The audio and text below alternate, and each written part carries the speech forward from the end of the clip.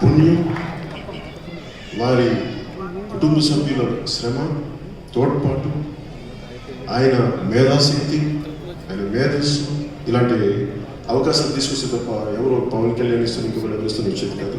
స్వశక్తితో సంపాదించుకునే ఇలాంటి చక్కని దర్శకుడి దగ్గర నేను చెప్తున్నాను మీకు ఈరోజు, ఇలాంటి చక్కని దర్శకుడి దగ్గర నాకు నటించి నేను అదృష్టంగా భావిస్తున్నాను. అలాగే సినిమా చేయడానికి నేను ఎప్పుడు సినిమా చేయకూడదు అనుకోలేదు, చేయడానికి యాక్టరే కావాలనుకోలేదు. నేను సభలో కూడా చెప్పాను, నాకు అవ్వాలనుకోలేదు. అడిగేది చిన్న, నేను త్రివిక్రమ్ గారికి నేను మాట చెప్తా ఉంటాను, నేను చాలా చిన్న జీవితం గడపాలనుకునేవాడు. నన్ను ఎవరు గుర్తించకుండా ఒక చిన్న పర్ణశాలలో కూర్చొని జీవితం, చిన్నపాటి ఒక దిగువ మధ్య తరగతి జీవితం గడపాలి అని అనుకుని ఆశించేవాడు. అది తప్ప నాకు అన్ని తీరిలేదు.